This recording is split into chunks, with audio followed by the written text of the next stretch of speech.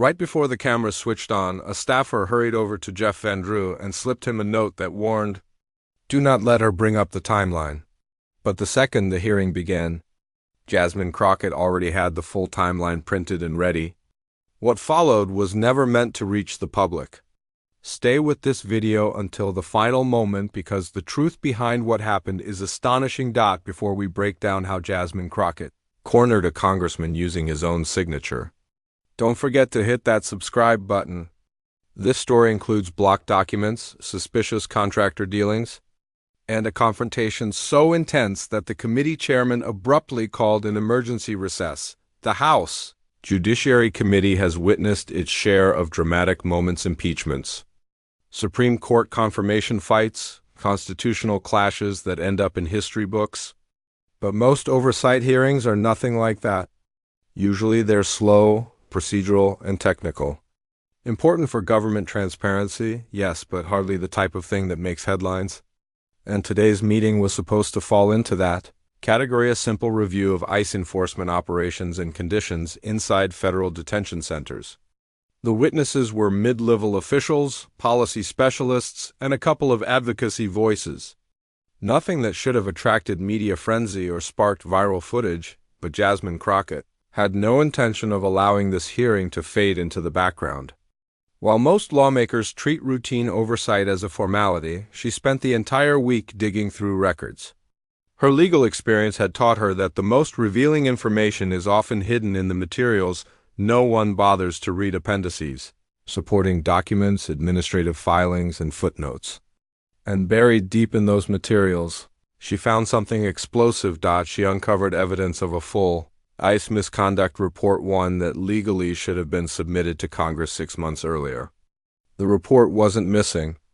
It had been completed, approved by several officials, and then quietly placed into a restricted archive where oversight committees couldn't reach it without special approval. Inside that report were pages describing severe and widespread problems across detention centers in 3 different states: poor medical treatment, questionable uses of solitary confinement, financial inconsistencies involving contractors, and what investigators called credible claims of abuse by facility staff. By law, this was exactly the kind of report Congress was required to receive. And someone had intentionally made sure it stayed hidden, but the most shocking detail was the signature page. Among the people who had verified the report and signed off on its accuracy was a name no one expected: Jeff Van Drew. Before joining Congress, he'd briefly served on an oversight board and reviewed the document back then. His signature sat clearly on page 17, confirming he had read the findings and recommended corrective action. Now, nearly a year and a half later, he was one of the loudest voices denying that any serious issues existed in ICE facilities. Van Drew had repeatedly claimed that concerns about abuse were exaggerated talking points pushed for political gain. He made those arguments on the House floor, on cable news shows, and in official statements, and he likely assumed no one would ever uncover the report that showed he once agreed the problems were real. Crockett found it, and she arrived ready to make him explain. The hearing began in predictable fashion. Chairman Jim Jordan gave short remarks emphasizing the need for oversight while still backing law enforcement. Ranking Member Jerry Nadler responded by stressing the importance of balancing safety with human rights. Members took turns asking routine questions to the first witness, an ICE official who answered cautiously and avoided taking firm positions. Everything felt standard and unremarkable. Then Jasmine Crockett received her 5 minutes. She opened with a question that sounded harmless. "Mr. Chairman, I'd like to ask our ICE representative about the comprehensive facility review finalized in March of last year. Can you clarify whether that review identified any systemic issues that required congressional attention?" The ICE official froze, clearly unsure how to respond. "I'm not certain which review you're referring to, Congresswoman. We conduct several facility evaluations." The ICE official replied carefully, "I'm talking about the March 24th assessment done by the Joint Agency Task Force," Crockett answered, reading directly from the papers in front of her. "The evaluation of detention centers in Texas, Arizona, and California, the same review that was required to be delivered to this committee but somehow vanished. Are you familiar with that one?" The official shifted in his seat, clearly uneasy. I'd have to check our internal records to determine. Allow me to assist you. Crockett cut in, her tone calm but sharp. Because I'm holding the executive summary right here, and what's inside is extremely alarming. 70% of inspected facilities had inadequate medical staffing. Contractor payments showed more than $3 million in unexplained discrepancies. And investigators documented multiple credible abuse claims that were never properly followed up on. These are not small issues. So again, why was this report never submitted to Congress as required by federal law? The atmosphere in the room shifted instantly. Committee members stopped multitasking. Reporters in the press section set their phones down. And Jeff Van Drew, sitting just a few seats away, suddenly sat rigidly still, as if he already knew where this was headed, the ICE official attempted to dodge. Without seeing the exact document you're referencing, I can't speak to. Oh, I can absolutely show you the document, Crockett responded, lifting a thick binder from beneath the desk. In fact, I can show the entire committee, because what I'm holding includes the report and the administrative trail, the record indicating who reviewed it, who approved it, and who requested that it be reclassified as restricted instead of being delivered to the Oversight Committee. She paused long enough for the silence to build. Then she turned directly toward Van Drew. Congressman Van Drew, you served on the Administrative Oversight Board at the time this report was completed, correct? Van Drew's expression shifted from tense to stone-like. I served on several boards and reviewed many documents during that period. This is not many documents, Congressman, Crockett shot back. This is a specific investigation into widespread abuse and financial irregularities inside ICE facilities. And unless someone forged your signature, you reviewed this report. You certified its accuracy. She held up a page toward the cameras. That's your signature on page 17, isn't it? The room broke into whispers. Van Drew's face flushed, and he visibly struggled for words. I would need to review the full context. The context is right here. Crockett interrupted, her tone now razor-sharp. You signed a report acknowledging serious violations, abuse allegations, questionable accounting practices, and contractor issues. And then after switching parties and joining this committee, you spent 18 months telling the public that these concerns were fabricated. So which version is real? The one where you acknowledged misconduct, or the one where you pretend it doesn't exist? Before Van Drew could answer, something unexpected happened. A nervous staffer rushed down the aisle, stopped beside him, and slipped him a folded note. Van Drew read it quickly and somehow looked even more distressed. Nearby members noticed the exchange. The press noticed. Everyone noticed. Crockett noticed too. Congressman, she said with a slight, knowing smile, did your staff just pass you instructions on how to respond to my question? Because I'm genuinely interested in what explanation you think will make this contradiction make sense. She leaned forward. You signed a report that documented serious failures. You authenticated those findings. And then you spent more than a year insisting those exact problems were imaginary. That is not a misunderstanding. That is a direct conflict, one that requires clarification. Van Drew attempted to recover. The Congresswoman is taking a complicated administrative process and reducing it into a political narrative. I'm quoting your signature, Crockett snapped back. That isn't oversimplification. That's verified documentation. She pulled out another sheet. And here's another verified fact. After you signed this review, it was placed under restricted classification, not because of any national security risk, because nothing in here meets that standard, but because it contained politically inconvenient findings. Findings that pointed directly at contractors with significant political donations, contractors who were operating with almost no meaningful oversight. She read aloud from the section he personally approved. Contractor oversight at facilities in Texas appears inadequate to prevent financial irregularities. Further investigation recommended into the relationship between contractor billing practices and facility management. She looked up, and you certified that statement. Congressman, you agreed this needed investigation. So why, after stepping into Congress, did you never mention it? Why didn't you push for that inquiry? And why did you become one of the strongest defenders of the very contractors your own report flagged? The question lingered in the air like a charge, which is exactly what it was. Vandrew looked like he was scrambling for a response that wouldn't worsen his situation. But Crockett wasn't finished. Let me explain what I believe happened, she continued, shifting from sharp questioning to a tone that felt like a closing argument. I think you examined this report. You understood the seriousness of the findings. You did your job, you certified it and advised corrective action. But then something shifted. Maybe you decided switching parties required proving yourself as a hardline conservative. Maybe you realized that taking a strict immigration stance would help secure your political future. Or maybe, and this is the part that concerns me most, individuals with financial stakes in these detention centers convinced you that this report needed to disappear. Vandrew tried to interject. That's a serious claim without any, it's a question, not an accusation, Crockett clarified before he could continue. But since you brought it up, let's discuss your campaign donors. After you switched parties and began pushing this aggressive pro-ICE message, you collected over $200,000 from executives and companies tied to private detention operations. That's not hidden information, it's publicly listed in your FEC records. So let me ask directly, did any of those donors ever mention this report to you? Did anyone warn you that releasing it to Congress could hurt business? Not a single sound came from the room except the furious clicking of reporters' keyboards. Vandrew had gone from flushed to pale. Chairman Jordan looked torn between stepping in or letting the confrontation continue. Crockett, sensing she had boxed Vandrew into a corner, pressed forward. Here's the part that really disturbs me, she said.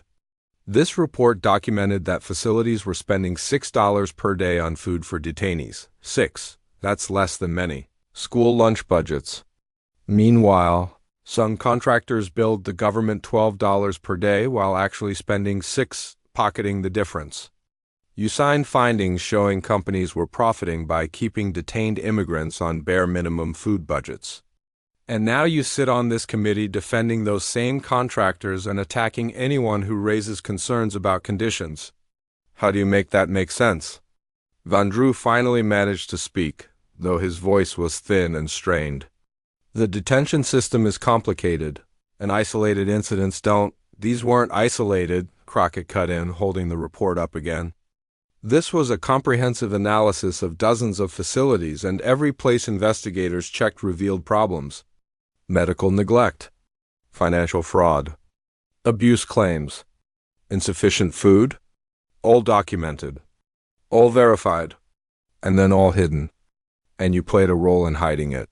She lifted another document, this time one that clearly rattled Vandrew. This is an internal memo from April of last year, just a month after you signed the report. It's from the Oversight Board to the review team, instructing them to restrict access to the March report until they could reevaluate classification requirements, and guess who was? One of the 3 board members who voted in favor of restricting that report? She held up the page. Would you like to see your vote, Congressman? Because I have it right here. Suddenly, Vandrew's microphone went dead. He started to reply, but nothing came through the speakers. For a second, everyone looked around. Was this a malfunction or something more suspicious? Vandrew tapped the microphone repeatedly, visibly rattled as committee tech staff rushed to troubleshoot. The optics were disastrous. It looked like he'd been muted, even though it was most likely just a glitch. Crockett seized the moment flawlessly. While we wait for the congressman's microphone, she said, let me note for the record that every document I've referenced has already been submitted as evidence. The report, the signature page, the vote record, all of it. This isn't theory. It's not partisan spin. It's documented fact. A full abuse review was completed, approved by multiple officials, Congressman Vandrew included, and then intentionally concealed from Congress. That's not oversight. That's a cover-up. Vandrew's microphone suddenly came back to life and he jumped in immediately, his voice tight and angry. The Congresswoman is engaging in character attacks based on selective reading of complex administrative. Congressman, this is literally your signature, Crockett replied. This time she actually laughed, not in a mocking way, but with the stunned disbelief of someone who cannot believe what she is hearing. Watching someone deny something that's plainly documented. I'm not twisting anything, Congressman. You signed this report. You validated the findings. And you voted to keep it away from Congress. Those are facts. And the reason you're frustrated right now isn't because I'm misrepresenting anything. It's because I located the paper trail. Behind Vandrew, several Republican members shifted noticeably. Representative Tom McGlintock stared at his phone, his brow furrowed. Representative Kelly Armstrong leaned toward a staffer, whispering urgently. Even Chairman Jordan looked unsettled, realizing that this had escalated beyond routine partisan sparring and into something far more serious. But Crockett wasn't slowing down. Let's talk about the people who paid the price for this cover-up, she continued. We're talking about detention centers where human beings, including children, were held in conditions that your own signed report described as inadequate, dangerous, and sometimes outright abusive. Facilities where the food budget was so low it amounted to starvation-level care. Places where medical services were so insufficient that people with chronic illnesses and urgent conditions went untreated. And when the Federal Review documented all of this, instead of sharing it with Congress so we could act, it was sealed away. She locked eyes with Vandrew. You constantly talk about getting the bad guys out. You repeat that phrase over and over, secure the border. Be tough on illegal immigration, crack down on unlawful entry. Fine, but what about the bad actors running detention centers? What about the ones who mistreat detainees and cheat taxpayers?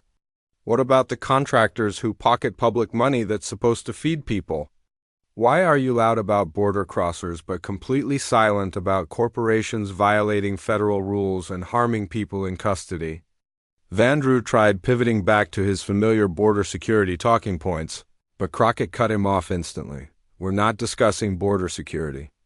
We're discussing your signature on a document you now pretend doesn't exist. We're discussing your vote to hide that document.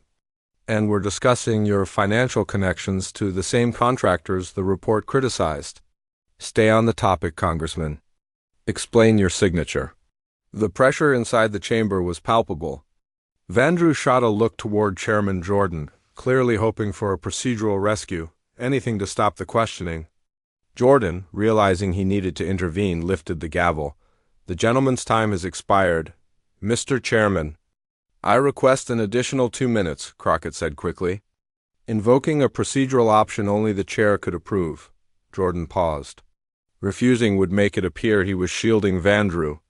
Granting it meant allowing the questioning to continue. After a moment, he chose the path he felt would cause less damage. The gentlelady is granted 2 additional minutes. Crockett nodded once and turned back to Vandrew. Congressman. Let me ask this plainly, yes or no, did you ever talk about this report, or the decision to restrict access to it, with any executives or representatives from private detention contractors? Vandrew's face glistened under the lights. I had many discussions during my service on the Oversight Board, yes or no. Did contractors talk to you about this report? The Congresswoman is trying to spin a conspiracy, yes or no. Vandrew looked cornered. A yes would confirm that contractors influenced the suppression of the report. A no could easily be disproven if Crockett had proof, and her confidence suggested she did. He tried the safest path he could find. I don't recall specific conversations about specific reports from that far back. Crockett's smile widened slightly. You don't recall. That's convenient. But you're not denying it either. So let's help your memory along, Congressman. She lifted another document. Do you recall meeting with CoreCivic representatives on April 15th of last year? That's 2 weeks after you signed the report, and 1 week after you voted to restrict it. Vandrew looked genuinely startled that she had the details. I meet with various constituents and stakeholders. CoreCivic is not your constituent, Congressman. They're a Tennessee-based corporation. But they did give $50,000 to your campaign 3 weeks after that meeting. Does that help refresh your memory? The murmuring behind Vandrew grew so loud Jordan was forced to gavel the room back to order. Several Republicans looked stunned. Clearly unaware of this connection, Vandrew opened his mouth, closed it again, and then finally made a decision, one that would define the entire incident. "Mr. Chairman, The moment someone moved for an emergency recess, the entire room erupted. Emergency recesses almost never happen during member questioning, so calling one instantly signaled that something was seriously wrong. Jordan looked genuinely shocked. Crockett's face showed pure satisfaction, and Vandrew looked like he wished he could disappear. "Mr. Chairman, I object to the recess," Crockett said without hesitation. "The congressman said he wanted transparency in immigration oversight. I'm providing it. If he has explanations for these documents, now is exactly when he should give them." Jordan had no good options. Agreeing to the recess would look like a cover-up, but refusing it meant forcing Vandrew to keep answering questions he clearly couldn't handle. After a long, uncomfortable silence, he finally gave in. "The committee will take a 15-minute recess." As members began walking out, Crockett stayed exactly where she was, papers spread in front of her, staring directly into the camera still recording. She didn't speak not a word. She didn't have to. Her calm presence in the middle of chaos, while Vandrew scrambled out and staffers whispered frantically, sent a stronger message than anything she could have said during the recess. Reporters rushed toward Crockett in the hallway. She delivered the soundbite she had clearly prepared. "Today we learned that a full report documenting abuse and fraud inside detention facilities was completed, certified, and then deliberately hidden from Congress. We learned that someone who helped hide that report is now sitting on this committee, and that he has received major campaign donations from the same contractors criticized in that report. And we learned that when I confronted him with his own signature, Congressman Vandrew had no explanation and had to call an emergency recess. The American people deserve honesty. I'll be waiting for real answers. And trust me, the American people are watching." When the hearing restarted, Vandrew was nowhere to be found. His staff claimed he had been called into a sudden leadership meeting. Jordan then announced that the committee would continue with the next witnesses and that Vandrew's questioning would be rescheduled. Everyone knew what that meant. He wasn't returning that day. But the damage was already done. By that evening, Vandrew emergency recess was trending across social media. News outlets were digging into his campaign finance reports, highlighting donations from detention contractors. Journalists were filing public records requests for the report Crockett mentioned. Government watchdog groups demanded an inspector general investigation into who decided to bury the report and why. Vandrew eventually released a statement claiming Crockett had blindsided him with out-of-context documents and that he would respond fully after reviewing them. But the excuse fell apart immediately. He had personally signed the original report and had a year and a half to examine it. The biggest development arrived 3 days later, when the House Inspector General officially opened an investigation into irregularities related to detention oversight reports. While the announcement didn't credit Crockett's confrontation directly, everyone understood the real trigger. Her public questioning made it impossible for anyone to quietly sweep the issue away. In a later interview with MSNBC, Crockett explained why the exchange with Vandrew mattered far beyond one politician's hypocrisy. "This is part of a pattern," she said. "Whenever findings are politically inconvenient, whether it's abuse reports, financial audits, or policy evaluations, people in power hide them. They seal them and hope nobody notices. Well, I noticed. And I'll keep noticing, because oversight means uncovering what's being hidden, not just accepting whatever they decide to show." At her next town hall back in Dallas, a constituent who had spent 3 months in detention while seeking asylum approached her specifically to say thank you. "The conditions I lived in, poor food. No real medical care, guards treating us like we weren't human. I tried to tell people, but nobody listened," he said. "Watching you hold them accountable for hiding reports about exactly what I went through, that meant everything. Thank you for refusing to let them bury the truth." That moment, more than the viral headlines or trending clips, reminded Crockett why the confrontation mattered. The documents, signatures, and timelines weren't important just because they embarrassed a congressman. They mattered because they exposed real harm done to real people harm that powerful interests never wanted revealed. If this deep dive into how Jasmine Crockett used a congressman's own signature to expose a detention abuse cover-up showed you what real oversight looks like. Hit the like button and subscribe for more stories where accountability actually happens. Leave a comment telling us which sealed government reports you think should be released next. And share this video with anyone who believes transparency shouldn't depend on political convenience. Your engagement helps. You just keep pursuing these stories until the full truth finally comes out.